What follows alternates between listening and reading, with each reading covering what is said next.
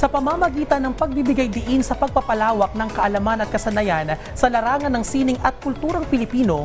Patuloy na naglilingkod ang Cultural Center of the Philippines bilang sentro ng pagtataguyod at pagpapalaganap ng angking yaman sa sining ng ating bansa.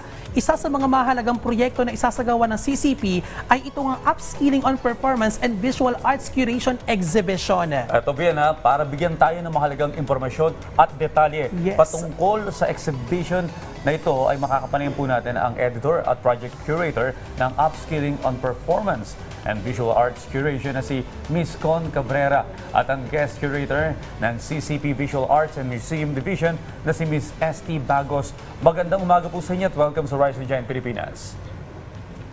Morning po. Good morning po. Ms. Con, una sa lahat, ano ba itong Upskilling on Performance and Visual Arts Curation Exhibition at ano po ba yung pangunahing layunin nito? Ito po ay isa bahagi ng series ng CCP, no? Upskilling series siya kung saan in-upskill o dinadagdagan yung kaalaman ng mga cultural workers. Para dito sa performance and visual arts curation naman po, ang layunin nito ay ipakita kung ano yung mga nangyari doon sa workshop, no? Kung saan kami ay nagbahagi ng mga sort of principles of curation, no? Yung ibig sabihin ng curation na to care or curare, no? Ito ay expansion ng ibig sabihin niya na hindi lang nagbibigay pagpapahalaga sa mga artworks or objects pero sa mga communities din na nakakatrabaho natin. So, ang purpose po ng project na ito ay to equip yung mga cultural workers with more skills in management, organization, and definitely cultural work din.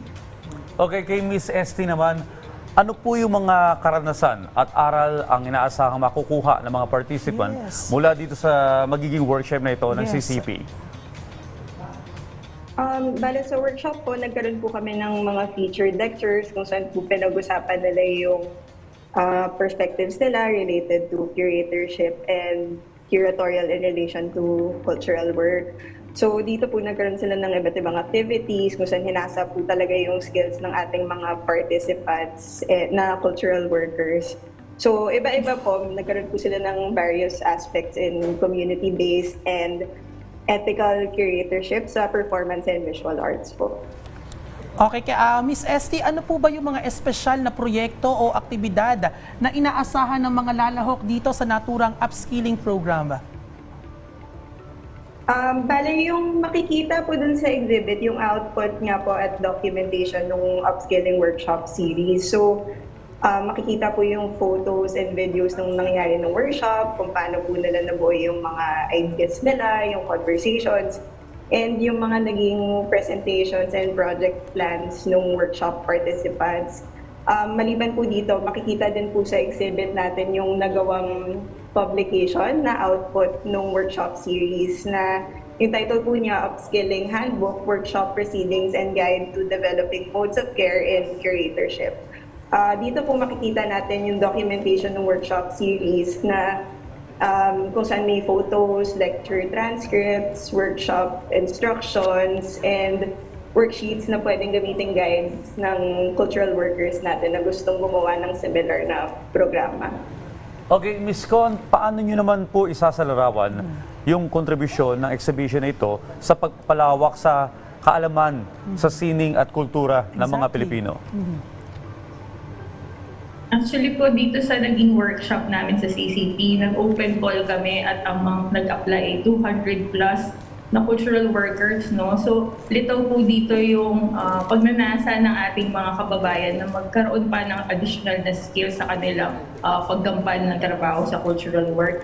So, sa naging participants po, nakapag-invite kami from Luzon, Visayas, and Mindanao at nakasama namin sila sa pag-hone, pag-activate ng different na potentials. No? So, yung kahalagahan po na makipag-connect no, sa regional na mga cultural workers para magkaalaman kung ano yung mga strategies at mga creative outputs. So, dito po na buhay yung gawaing pangkultura sa iba't ibang komunidad. So, ito po ay paraan ng pagbubuo ng sarili naming community no, sa mga curators and cultural workers. So, yung solidarity po no, sa paggawa ng trabaho sa loob ng culture and arts ay isa sa mga makiligang nangyari po dito. Actually, Audrey, maganda tong programa ng CCP kasi nakakatulong ito sa mga manggagawa natin para mas maging produktibo sila at mas maging epektibo at mahasa yung kanilang kakayahan. Ano? So, kailan po ba ito magaganap? At please invite doon po sa mga nais dumalo dito po sa naturang upskilling program. Inaanyayahan po namin kayo na pumunta sa exhibit na Upskilling on Performance Art ay Performance and Visual Arts Curation na makikita po natin sa Bulwagang Roberto Chabet sa Tanghalang Ignacio Jimenez sa CCP Complex mula May 3 hanggang June 3, 2024. Bukas po kami Tuesdays to Sundays ng 10 a.m. to 6 p.m. and free admission po ito kaya dalaw po kayo anytime. Salamat po. Alright, maraming salamat din po sa pagbibigay ng oras sa amin ngayong umaga at syempre sa pagbibigay ng detalye patungkol sa inyong proyekto na Upskilling on Performance and Visual Arts Curation Exhibition, Miss Con Cabrera at Miss ST Bagos.